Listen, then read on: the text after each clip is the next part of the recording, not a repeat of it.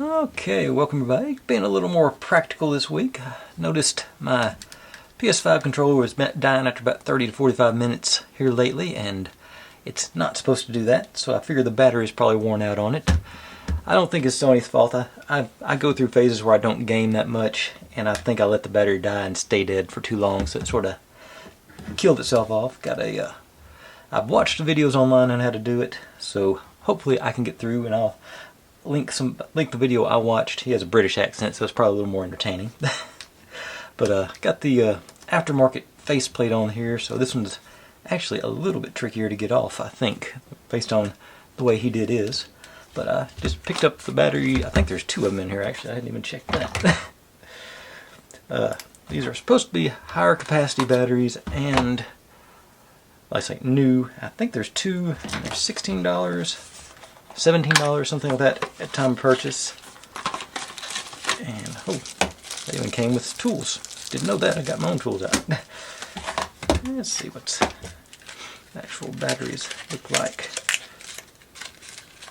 There's supposedly an easy do-it-yourself job if you can get the batteries coming out of the box. I've got another one that's dying a little bit quicker, so I'll probably replace it to off camera. But these are the LP1708. This is a 5,000 milliamp. Supposedly, you know, it's aftermarket, so no telling. They're supposedly professional manufacturer on battery with rich experience.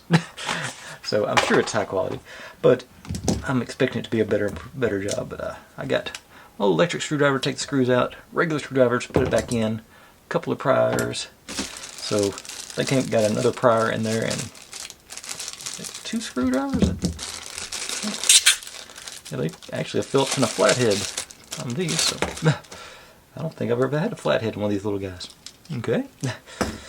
Keep it in mind though. Pop you in the trash, and let's get going. Now, this one, like I say, I think I was starting to tell y'all, these are extra tight on these aftermarket ones. I think if this is a regular PlayStation one, you can just do it with like your fingernail, or he was able to. And just sort of get it up and gently work your way up through there. There's little tabs under there. Just gotta break them free gently. Convincingly gentle. Do both sides. Get some leverage.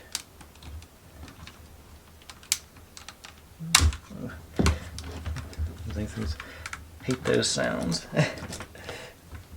Probably better to use, plastic rather than metal. And then you just gotta lift it up and over and out.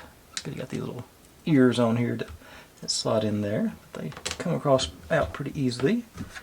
And supposedly got two screws down here on the bottom. So let's take these out. Okay, let's swap to a smaller head. Let's see here. Where were you at? Here. So let's go up to here.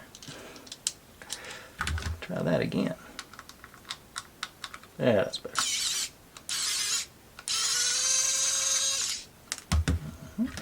And according to the guy I watched, these are all the screws are the same here, so you don't have to worry about mixing and matching them. Oh, I was on the low torque setting. So now these are the ones that I'm interested in. You got to pop off your R1 and L1 to get to the other screws. Supposedly, just ease in there, and it just. And he did mention something about covering that up so it doesn't fly across the room. So that did. And there's one more screw. Put my finger in the way this time. There's, so you can see, I don't know if I'll be able to get the light on there. So there's just a nice little notch. It just pops right in. Okay, get a thicker one. Didn't like that one. There it goes. One of them went. There it goes. And these guys out.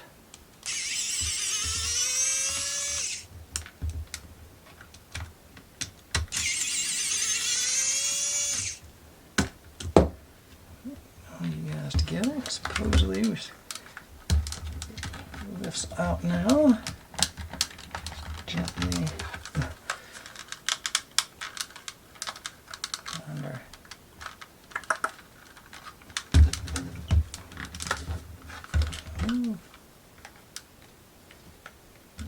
Here. More plastic clips. Gotta stressfully work your way free. Okay, that side's loose. And, trying to see where the seam's at on this. Let's see how theirs works. Seems awful thick. Okay, oh, I got two clips right here. I wouldn't. Probably just knocked them back in. Yeah, see them now. Knocking it off.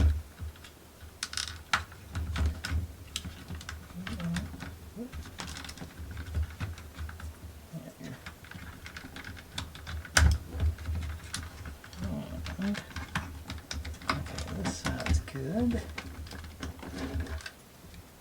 Clips that I'm not seeing here. I don't see anything. Should be.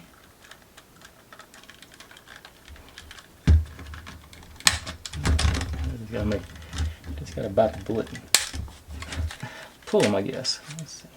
Where were they clipping on it? Let's see.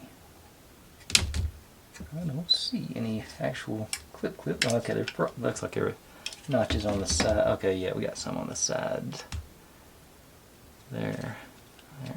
But here's our battery and LP1708 1560 milliamps. So this is going to be a pretty significant upgrade. Pop you out.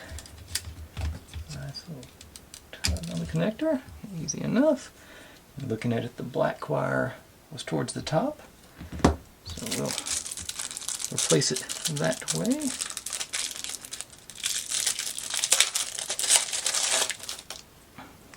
Actually, it looked a little smaller, but it's not. It's same profile, but it is a good bit thinner. So there might be some rattling here. So I'm trying to think if I want to try and if I got any. Got some two-sided tape around here. If it gets bad enough, I might open it back up, throw a piece of tape in there to sort of tack it down. But pop you in. Set you in there, and there's a little wire clip right there to sort of wrangle things together, right next to that ribbon cable. See? Take those, yeah, sort of get you tucked in.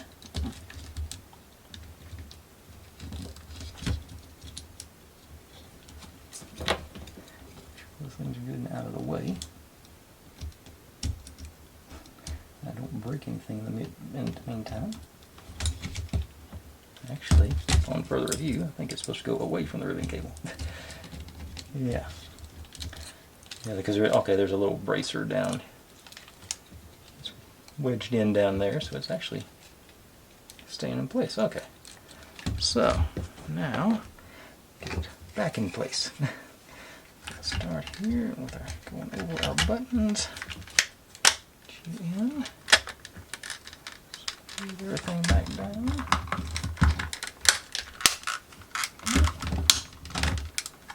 Okay. That seems pretty good. Screws back in. I see. Always, when dealing with plastic, I always put them back in with manual, not electric. I like to. Something I learned a long time ago. You twist counterclockwise till you feel it fall into the thread line, or not. Try that again.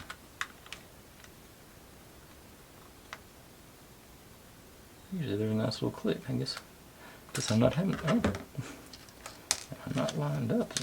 Okay. I bet I wasn't lined up. That one wasn't all the way in. Okay, let's try that again. Third try the charm.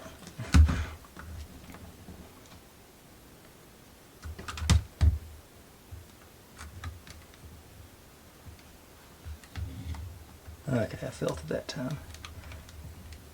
And that way you're seating back into the same threads as you were before, so you don't wear out the plastic. I forget, I saw that on, actually the guy I watched mentioned that, but I saw that on somebody who was restoring old toys years ago. Just go till you feel the click, and then you know you're lined up so you can go back in.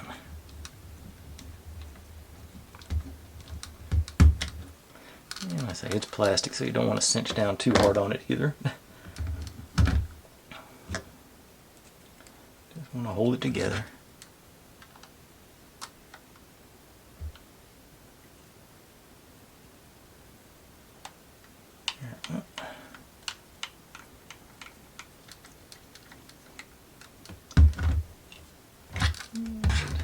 Keep forgetting this one actually has a magnetic tip.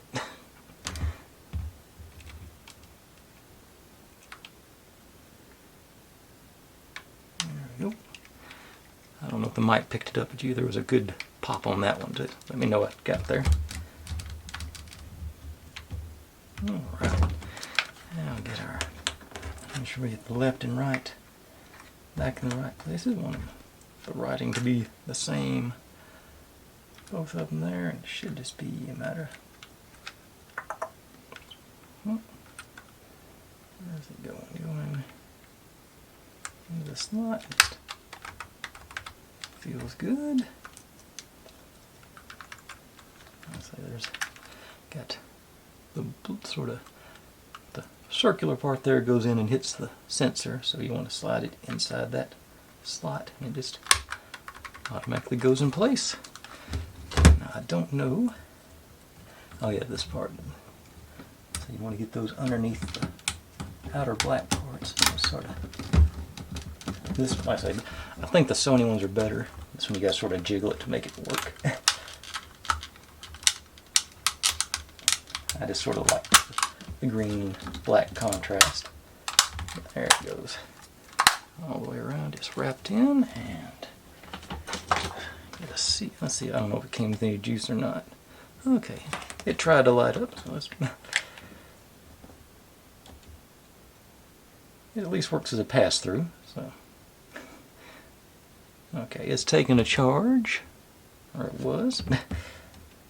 Yeah, so I'm pretty sure that's going to work. I will update you later. I'd say I'll go let this charge for a few minutes and find out, and we will. And before I wrap it up, I'll let you know if I was successful or not.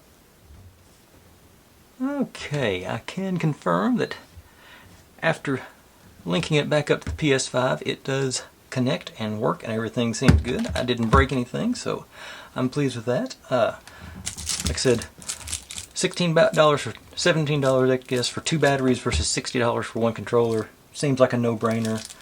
The only other thing I'd recommend, if you ever do clean off your controllers, don't use a white rag. Find a gray or brown one, because that thing was nasty before I cleaned it off. Yeah, actually, man, just noticed I missed a couple of spots. But yeah, that's the only other tip I've got as far as using controllers. You don't realize how you can tell where it definitely got worn away there. Some nice shiny use there, but well loved. And this was the original one that came with the console, so it's got the most age on it. So I'll say pleased with that. That's a nice, easy. It is a nice DIY project. A little nerve-wracking breaking it apart with those clips, but otherwise fun little project. And if you got a controller that's sort of going away on you, that's something worth trying. I'll sort of try and think to keep you updated on how good the battery life is on this new one, and we'll go from there. So I'll see you again in a couple of weeks. Thanks for watching.